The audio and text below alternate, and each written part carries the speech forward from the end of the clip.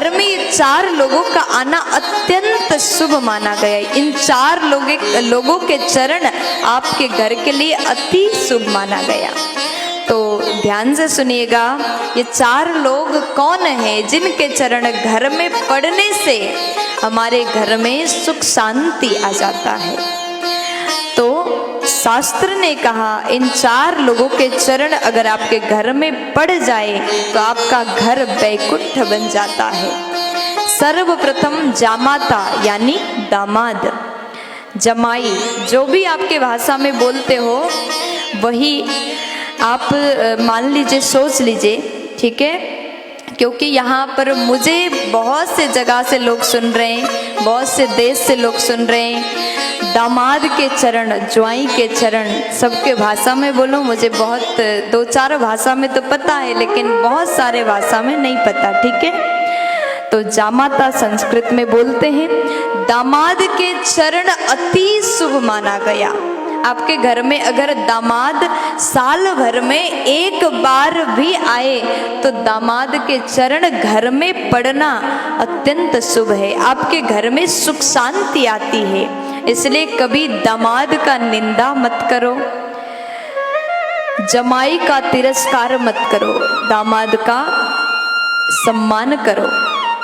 लेकिन दामाद के बारे में उतना बोलने की जरूरत मुझे नहीं है, क्योंकि दामाद जी अगर घर में आते हैं तो उनके लिए अलग ही स्वागत किया जाता है, 56 भोग खिलाया जाता है, खूब सेवा किया जाता है।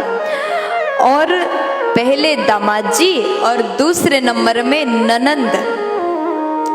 अब यहाँ हर भाभियों को सुनने की जरूरत है, क्योंकि ननंद ज्यादा घर में आए तो भाभियां पहले से मुंह बना लेती हैं, मुंह फुला लेती हैं। ननंद अगर घर में आए तो वो चरण, ननंद के चरण भी अति शुभ माना गया। वो घर भी वैकुंठ हो जाता है जिस घर में दामाद आते हैं, जिस घर में ननंद आती है। इसलिए सब भाभियां जितने मुझे सुन रहे हैं, आपके घर में भी आपकी ननंद आ जाए तो मुंह मत बनाना, जितना हो सके सेवा करना, जितना हो सके 56 भोग उनको खिलाना और कहना कि बार बार आया करो। क्योंकि ननंद अगर घर में बार बार आए, ननंद भी समझदार होती है, साल भर में एक बार आती हैं, और किसी किसी की बहुत जल्दी हफ्ते भर में 3 बार आ जाते हैं, है ना। तो ननंद का सेवा करो, इनका चरण भी अति शुभ माना गया। तीसरे नंबर में कहा भांजा, ननंद के बेटा, भांजा के चरण भी अत्यंत शुभ है। घर में अगर भांजा आए तो भगाना मत, उनसे रूठ करके बात मत करना। भांजा के चरण भी आपके घर के लिए शुभ है, उनको भी घर में आना चाहिए। और चौथे नंबर में गुरुजन, महापुरुष, संत महापुरुष। संत महापुरुष के चरण जिस घर में पड़ता है वो साक्षात वैकुंठ बन जाता है। और संतों के चरण जिस घर में हो जाए वो घर के भाग्य खुल जाता है, उस घर के लोग धन्य हो जाते हैं जिस घर में संत का चरण आ जाता है, चरण पड़ता है।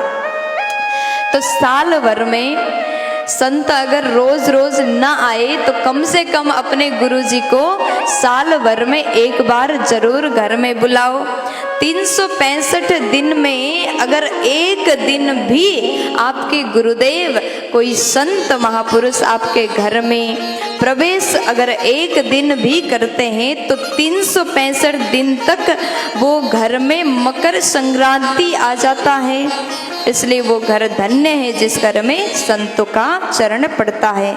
ऐसा वर्णन मैं अपने मन से नहीं, ब्रह्म पुराण में किया गया है। तो आप सभी को ये बात का ध्यान देना चाहिए। दामाद, ननंद, भांजा और गुरुजन, ये 4 लोगों के चरण हमेशा पूजनीय है। ऐसा चरण आपके घर में पड़े तो घर वैकुंठ बनता है, उस घर में सुख शांति की कमी नहीं होगी। प्यार से बोल दीजिए ना, राधे।